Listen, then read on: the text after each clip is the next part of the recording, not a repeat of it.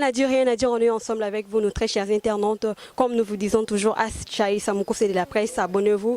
Achaï, sa petite sœur Francine Massoudi, Bino Boibine Zalaka. Quand on est recommandé, il faut qu'on s'abonne pour ceux qui vont s'abonner, c'est vraiment Toko Zalaka. Le lot est sur le Taranto Solana, Vie Modero, Vie Nabiso Modero, Bino Boibi Rolnina Salanango, Tome Campeko Solana, ceux qui va spectacle, nous sommes à théâtre Zalaka, solo Zalaba montage. Bonjour, Vie Modero. Ouais, bonjour maman. Bonne santé. Ouais, santé Kitoko, bonjour na public à Landangay, toujours respect na public, bonjour, bonjour santé za Kitoko, par la grâce de Dieu, sauf que moi malade des alaki, mais siko c'est bon. Voilà pourquoi on a qui un peu au disparaître, mais la rumeur est bien qu'il y a mon dehors le but aux alaki empoisonné. Est-ce que vraiment qu'on confirme les bisouango? Non, les alaki poisonné, les maladies, mon sous les poisonné. Si vous avez une nouvelle, les andengeni na groupe na yo. Non, na groupe nanga ba nouvelle eza kitoko, tozo préparer ba filmer, tozo préparer ba filmer kalaté to monango na ba éco RDC, to mona ba filmer na ndeko Jean-Paul Lushima. Donc ba filmer et pas nana takaza donc ba filmer tozo na to préparer ba filmer. Ba film ngo exala ba jarni. Donc tous les gens qui film belé netinande de Jean-Paul tous préparé ba film mais monsieur ça ba film il y a action donc ba film il y a comédie ba film à drame donc genre ba film nous ces allés. Donc vient modéro vraiment ça tout terrain limité kaka na mamboliate. Non modéro c'est acteur polyvalent. Combien de fois dans le bango que modéro c'est acteur polyvalent. Mais vient modéro ba ebisa biso que bosala ki association moko pona bobimisa président mais jusque là boza limité, qu'est-ce qui est à la base de tout ça? Non, il faut retourner à la question on a vu Masumu, ton la commission électorale aux a dirigé par Ngaloufa, Nebakoyeba et Ninezo Leka. Voilà.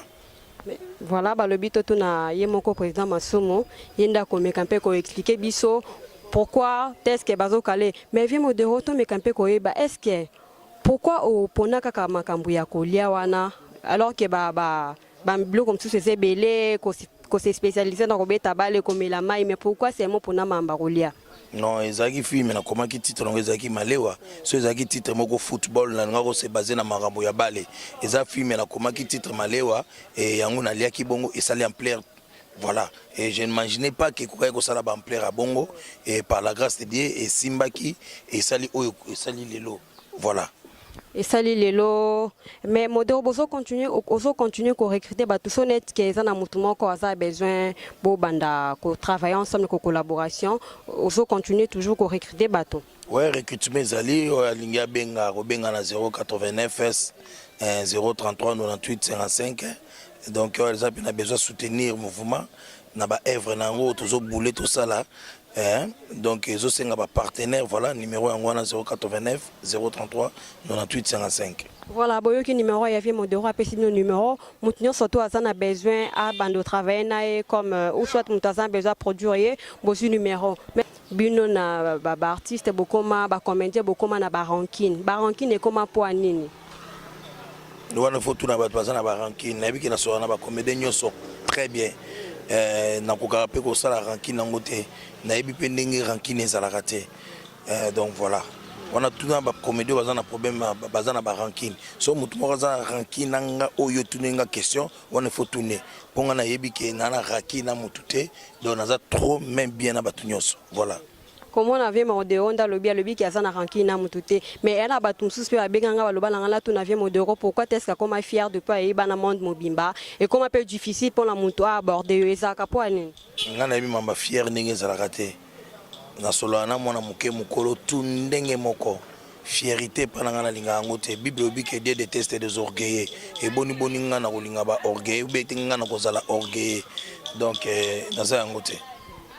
Voilà, boyo qui vient modérer le bic eza wana eza pena jarna été ya zaka fierté donc abotama na ngote zaka ndeba na Congo balinga ola eta mutu casquette ke ce qui azala ba gaz na e ba lobby mamwebele donc eza vraiment mamola te mais vient modérer mbote na batnya surtout o ba ebio message no ko lancer pour na bango. Non ba fanatique na ngai o bazo kize kwa kize nga ko takinenga ke na lobaka bêtise nazosenga bango ba pardon nalobaka bêtise te so moto aza na besoin ya reproche ngai numéro yango wana napesi oyo bakomosala ondie bazonga baétouffe art na nga ngai mpenza naza ya bato ya nzambe ntango ozolinga otya mosapi na liso ya nzambe ekanda nzambe ozonga vers yo donc soki ozosala yango na motema malamu benga nga apesanga conseil mpo nga nayebi ke naloba bêtise te nasala défi wana mainte fois ke oyo bamoni ke naloba mabe natika plus de 5000 personnes babi na nga so otiki to bando zape yo alors bandeko mosusu mpe balobi ke no tika alors bazotya carrière na nga na danger eza danger eza de carrière ya motu oyo ezosala ke na nsima na nga bato baza ebele oyo nga nazosunga alors so batye carrière na nga na danger retour mpenza nzambe mpenza kanda ya nzambe naloba yango ezongela bango bato bazosala yango na kimotema mabe donc mbote na vie na ngai okasi yondo vie bobo bokole masa na nga alpha bokole gigi bokole masa na nga Jean Paul Yondo directeur famille na nga matense shiki pe totokani bambote ebele vraiment na choisi matata nzambe ya bamaître soki babi basalela maître moko monument choisi matata bambote ebele vraiment na Linda Likobe Yves Mode Yvette Mode Yves Mode babi soki olingi mpenza olata kitoko Yvette Mode atongaka mpenza ye mpenza nde tonger bambote ebele na pipozenga na bafanatique na nga nyonso na Angola partout na monde bazali bambote na bino na bacoin bisika bozali bambote vraiment ebele na groupe na ngai l'empereur Chukelo Mboto Blandine Mafuta Rosie Milambo Aminata son père bambote eza pena ebele je pense que Malongi directeur technique Tcheke Bwefe bambote ebele na Soulia Nicole Soulia Ikonde voilà Ikonde Nicole bambote ebele voilà vimo de rappeler bambote mais vimo de tozo ke na pe na kosilisa émission na biso vimo de rôle nini oyo o se senta capable soki ozo jouer na terrain rôle kaka oyo nazoko incarner yango na se senta capable eza na rôle moko te oyo eleki ba rôle nyonso modéro jouaka sango pasteur abbé nyonso tout avocat mobala kalunga mwana kalunga camarade David Elwe mwana David donc naza na rôle moko te oyo na santaka à l'aise oyo na incarnaka yango na santaka ngo à l'aise c'est que na mona obi nyonso to motai ki pede to ko kapé ko jouer rôle ki pede na banda nango avant batu nyonso oyo yebi nga bandango mais nazaki pede te mais na bongo na mwasi eza différent na pede na bongo na mwasi donc mutatali atala bien non ça c'est une femme tant non c'est maquillé na nzela na théâtre te na réalité mutu bana benga tantine na baluka babi oh donc on doit polyvalent. Voilà, modéro et polyvalent, binomo boyoki, alobi, et le comment te semble que difficile. Bah, tout ba banda qui pède zali à la banda ma solo, donc bah, on a surtout, bah, on a si ma vieux modéro des leaders na bango surtout. Mais vieux modéro, question moko yasuka. Est-ce que le loso qui aux athées na groupe, mutunin oyo, olingaka, ochaeneti, chef, amika ko diriger bango? Non, mutu déjà, et mukilese yebi, mutu déjà zali.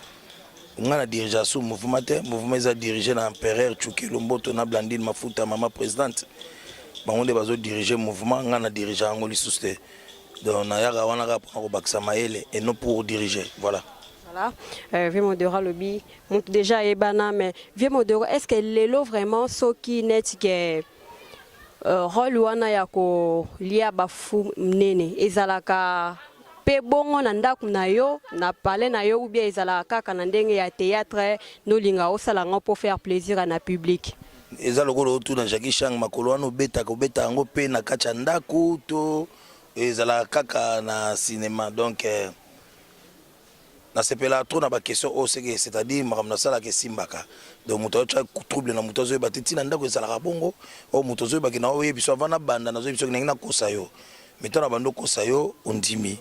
Donc, je jamais que ça m'a bon parce que modéro est responsable. Et responsable, et puis théâtre nanda où ils ont raté. Nandako je suis papa et théâtre eza na scène. Voilà. Mais modero apesi à distinguer yanda kune théâtre donc ndako eza différent, libanda pesa différent. Mais modero question tout ce elinga pour na to mekampe ko si sa émission na biso oyo. Et ça la ndenge nini sozo le kananzela bato azobelo modero ou soit mutu moko aboti mwana ye alobi ki apesi comme modero. Et ça le vraiment ndeni. Soko zaki na place na ngai yo ngayo kande nini. Et ko sala ngai sai lelo ata naza te nayebi ke kombo esali nini etikali lokola mukala eza kombo moko boye motu moko na osimbela tabule telefone siko lelo bato nyonso te oyo bakoma kolanda bato ya oyo baza na bamwa benga bao mikala moto akufa ni kala ele miso bato kutu bayebi histoire te mais kombo etikali de même na modero ata naza te me natikala kaka na mémoire ya bato esalanga ndeni eza na place nanga. Voilà, mesdames et messieurs, c'est par ici que nous bouclons notre mission. Je salue en passant Sendou Saïdi depuis Paris, Francine Massoudi, Jean-Paul depuis Turquie, Hussein Saïdi, Michel et les autres, je vous aime beaucoup. Je salue mon big boss, le ministre d'Aspect. Au revoir.